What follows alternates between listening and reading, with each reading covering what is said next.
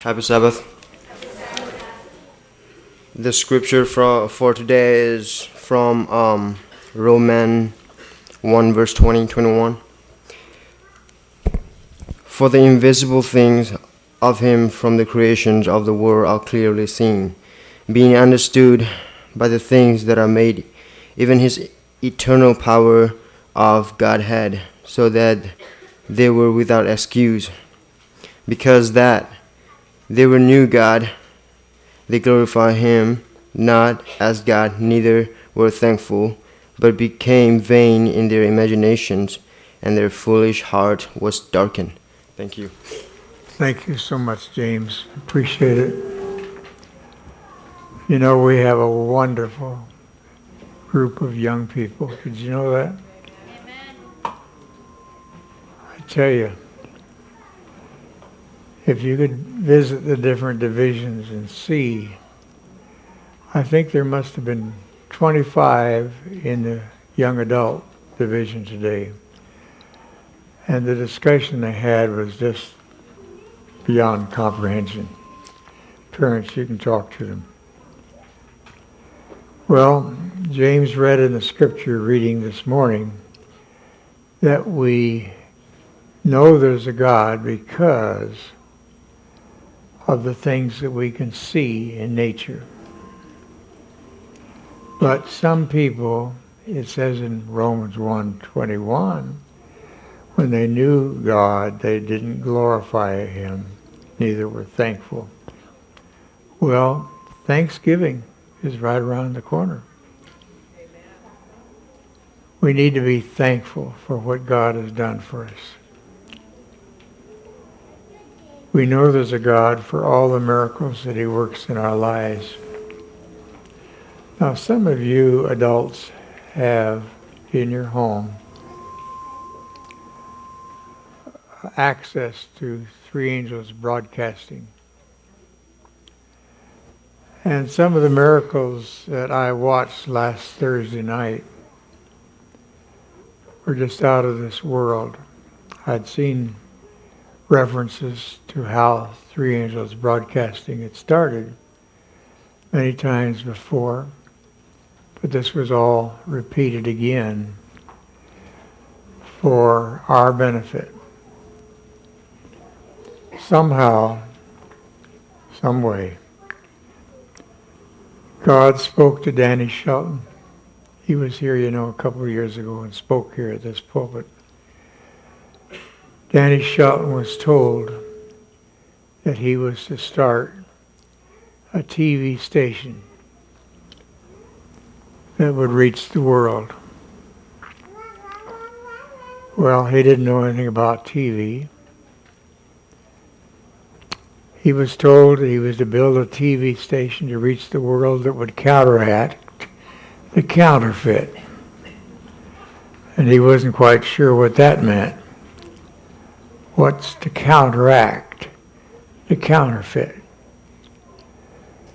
But he did what God told him to do. He called a friend downstate, cousin or someone, please come up because God has told me I'm supposed to start a TV station. Well, the friend came up. Make a long story short, they went to one friend that ran a TV station. And he said, there's a piece of ground not too far from here that would be marvelous. Marvelous because there's no outside interference from electronic media.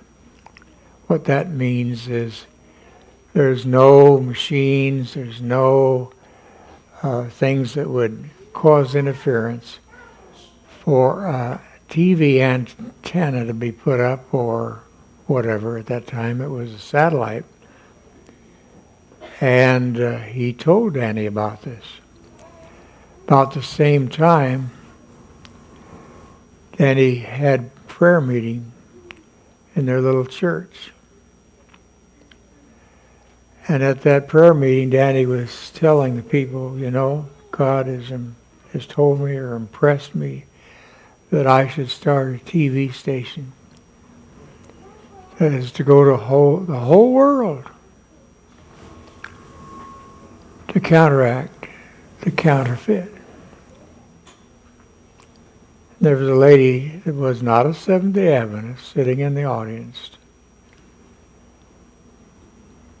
And for years, she'd wondered what she was going to do with her property. Well, God had told her in a dream that she wasn't to do anything. Leave it alone. But when she heard Danny tell his story that he would start a TV station that was to go to the world to counteract the counterfeit,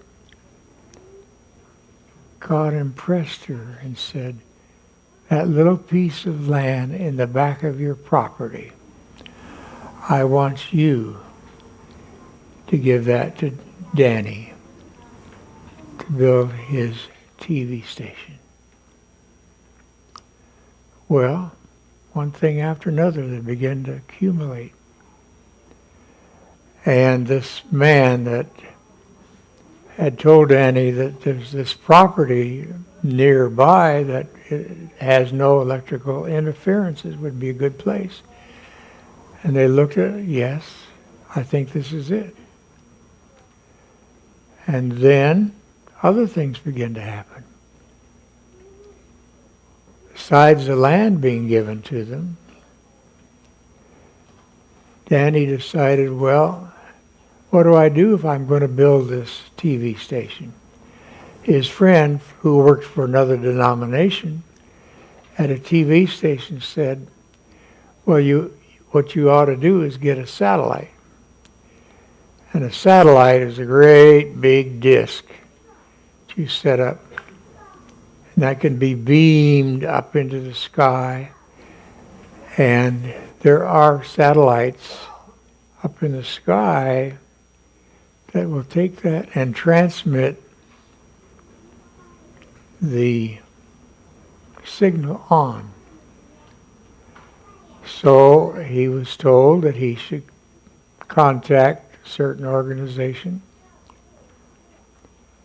And so Danny called this organization and said, we'd like to put up a satellite. Well, but we have to come out and look at it, because there's possibility of all kinds of interference.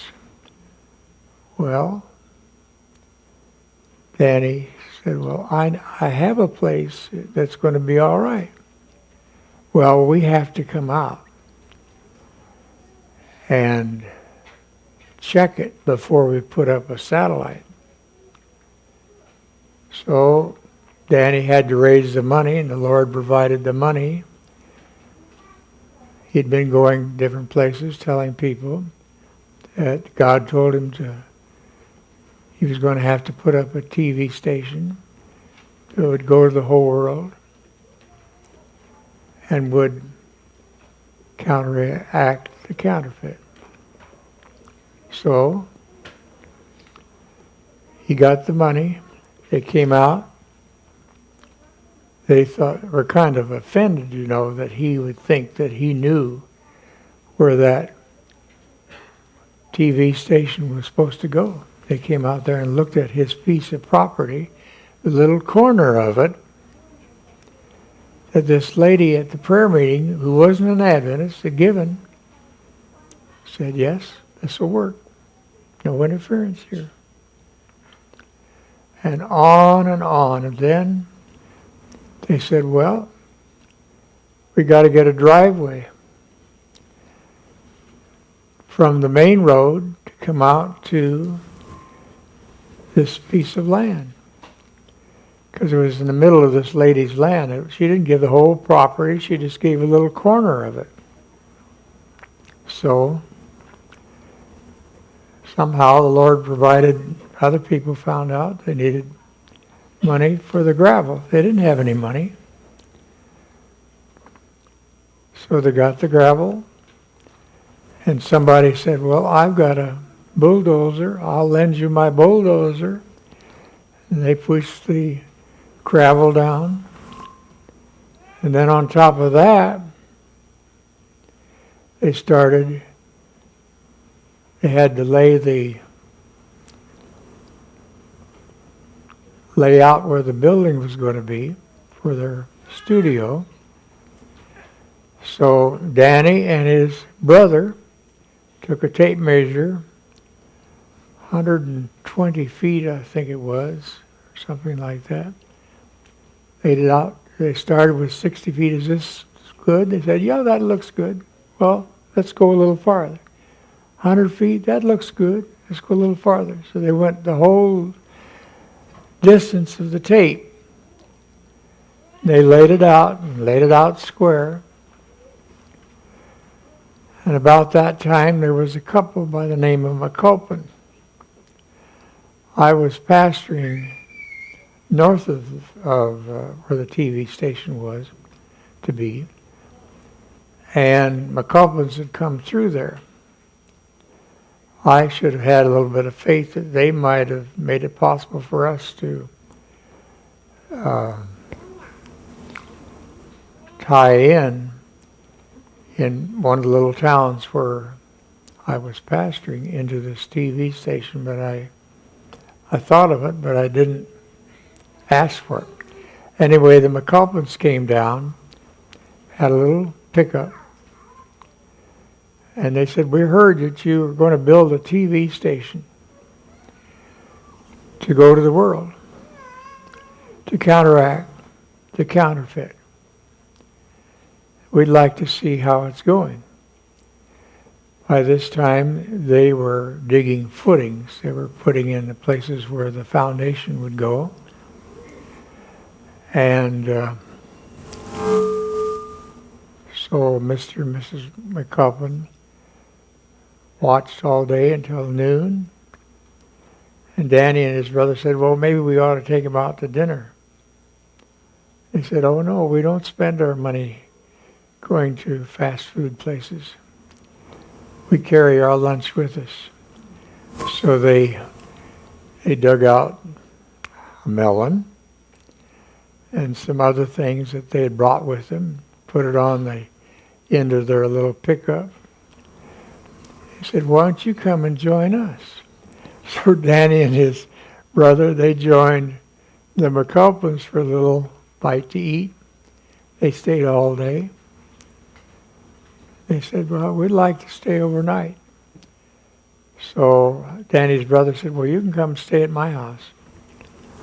Next day, they sat and watched. They're still digging. It looked like rain. And the McCulpin says, you know, it's going to rain. If you don't get this thing covered, you're going to fill up the ditches, and you won't be able to put the cement in there. Well, McCulpins were getting ready. Danny and his brother said, well, God will provide it. And Mr. and Mrs. McCulpin said, we want to talk to you, Danny. And Mr. McCulpin said, you know, we're amazed how the Lord is working. And Mr. McCulpin says, I want to give you $25,000 so you can continue this building. And Mrs. McCulpin said, well, I don't want to be left out. I want to give you $25,000 too. $50,000. A miracle again. So they went on their way. Later they found out these people didn't have the money in the bank or anything. They went home and mortgaged their home to give that $50,000 to build a TV station. It would go around the world to counteract the counterfeit. A few weeks later, the McCulpins came back to see how things are going. They said, Danny, you know, when we gave that money, we didn't have it in the bank. But our business is to buy and sell land. And we sold our property for more than $50 another piece of property that they had purchased on speculation. We sold it for more than $50,000, and God paid us back that $50,000. One miracle after another. I wish you could have heard that program. Well, I want you to open the Bible. Romans chapter 1. You know, we're going to start something pretty soon. I'd like to ask you, Boo, don't put the text up this time. Everybody that has this Bible, get your Bible out. Would you do this? Just put on the screen Romans 1:21, but not what it says, just the reference of where it's found, okay?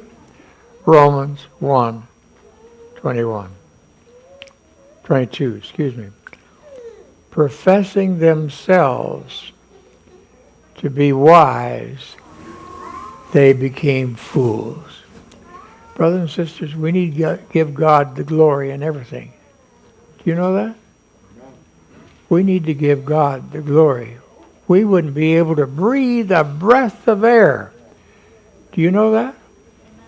We would not be able to breathe a breath of air if it wasn't that God gives us the air. God has made it possible for people all over the world to know that there's a God by looking at what He created. By just looking at what God created, we know there has to be a God. But, and here's the fine line, many of the heathen people in the world worship the created rather than the creator. Now, what does that mean? Many people worship the things that they have, the material things that they have, rather than the one who made it. Just take and think a minute. You ever looked at a flower? The intricacies of a flower? There has to be a God. Have you ever looked at a baby? A little baby. Eyes, ears, mouth. There has to be a God. It didn't just happen. The care of God for each of us is amazing. Now the next text that I'm going to give, I'm going to let Boo and the rest of you put it on the screen. The next text is Deuteronomy 33:27. Deuteronomy 33:27. Those that have your Bible, you look them up so you stay in practice, okay? Deuteronomy 33. Those that don't have Bibles can look at screen. Deuteronomy 33:27.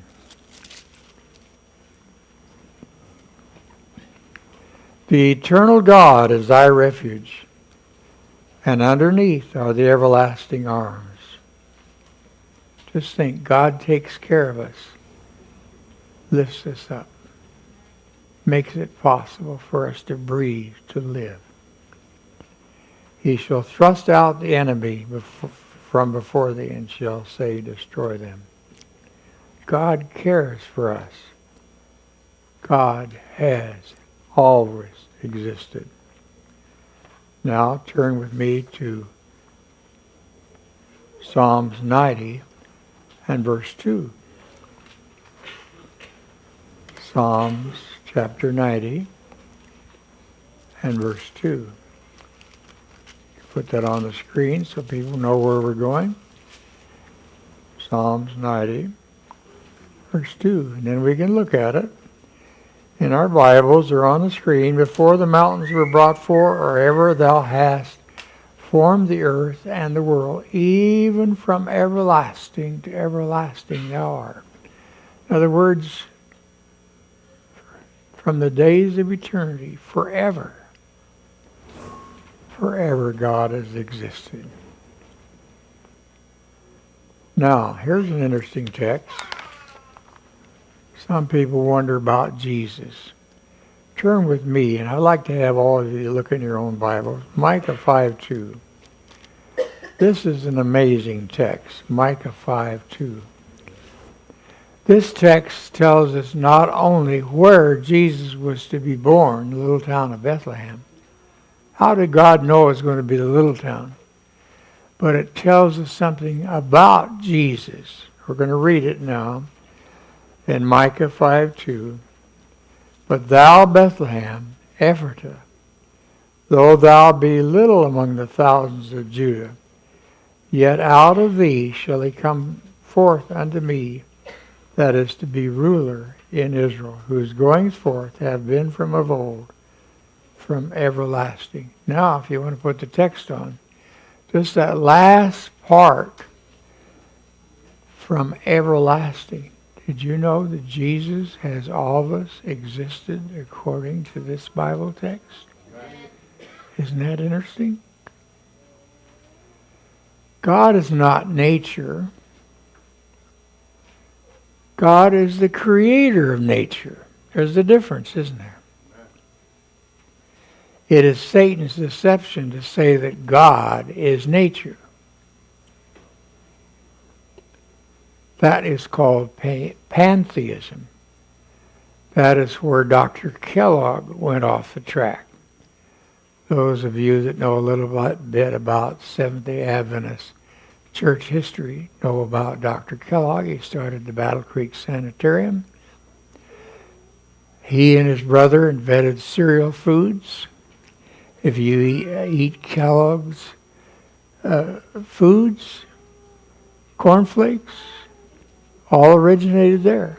Dr. Kellogg was sponsored by some Seventh-day Adventists to go to medical school. Isn't that great? To get his degree. And so Dr. Kellogg founded the Battle Creek Sanitarium and Hospital, which became world renowned as a place to come and be healed. Many, many famous people like J.C. Penney's and others went there when they were sick. Now God gave Kellogg the knowledge and the ideas which made Battle Creek Sanitarium world renowned. But where Kellogg got off the track was through the idea that God is in everything. There's a fine line there. As we look at nature and created things, we know there has to be a designer. If you look at a watch, we know that somebody designed that watch. We look at a car, we know that somebody designed that car. But where Kellogg got off the track was by saying that God, nature is God. God created, but the created is not God. There's a difference, isn't there? So Seventh-day Adventists and Kellogg parted ways. Kellogg wanted to make the Battle Creek Sanitarium and the church separate. The sanitarium was started as an instrument in God's hands to lead people to God. What a tragedy the church and the sanitarium separated. God is not nature. God is the creator of nature. And that is what Romans 1 is teaching. If we turn again to Romans 1, 20 and 21, we'll look at that on the screen and just review it again. For the invisible things of Him from the creation of the world are clearly seen, being understood by the things that are made, that is, created, even His eternal power and Godhead, so that they are without without excuse. And then if we skip down to verse 22, because they didn't thank God, they thought themselves wise, they became fools. In plain words, Romans 1:20 is saying the invisible things of God are understood by what God made. In heathen worship, the things that are created are made into images that are worshipped. That's what happened in Egypt. It's interesting. When the children were in Egypt, what do you suppose the Egyptians were worshiping? Animals. They were worshiping cows.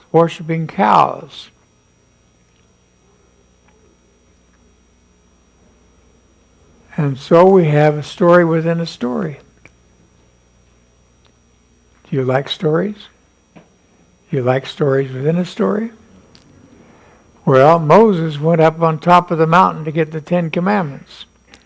And he stayed there 40 days and 40 nights.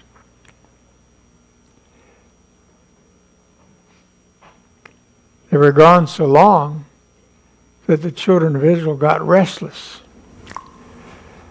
And they said to Aaron, Moses' brothers, we don't know what's happened to Moses. And so if we turn to Exodus 32, verse 1, we'll find out what happened. And what happened to these people that were waiting on Moses. Exodus 32, verse 1. And when the people saw that Moses delayed to come down out of the mountain, the people gathered themselves together unto Aaron, said unto him, Up, make us gods, which will go before us. As for this Moses, the man that brought us up out of the land of Egypt, we wot not what has become of him. Can you believe it? After all the miracles that God performed in Egypt, bringing the plagues and all the other things on the Egyptians, they forgot so soon.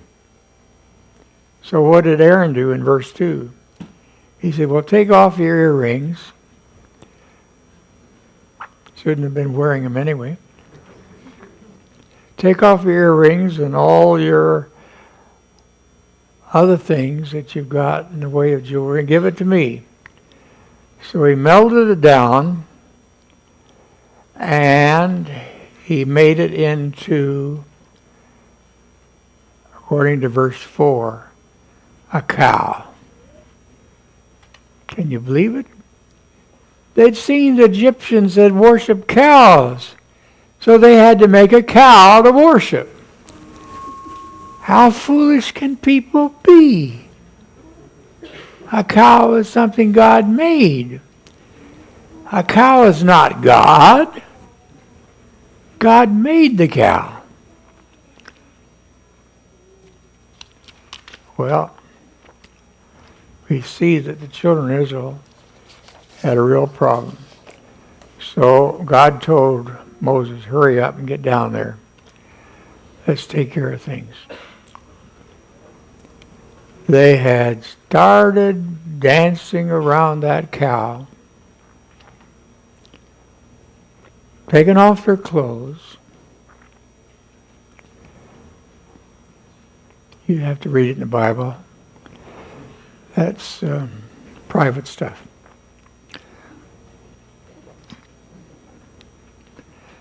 So Moses ground up the golden calf and made them drink it. How do you like that? They thought that calf was that cow, an image of a cow, was God. That's foolishness.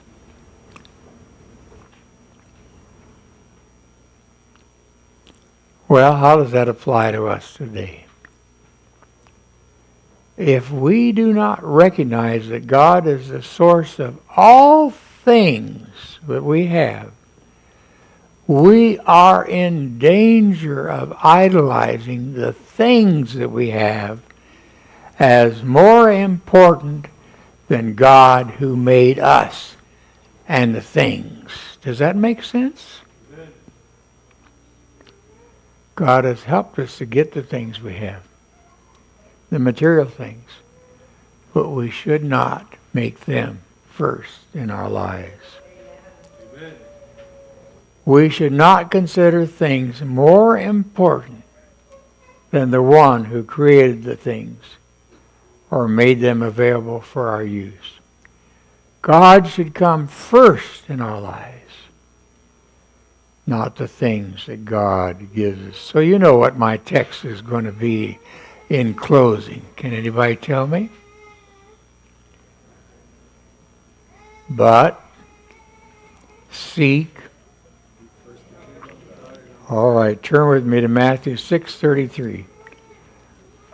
Matthew 6:33. And we're going to put that on the screen. You can read it in your Bible. But seek ye first the kingdom of God and His righteousness. And all these what? Things. Things that people worship shall be added unto you. And I want to thank the young people today who stood at the door and helped you find seats. So we're going to conclude. God will make a way.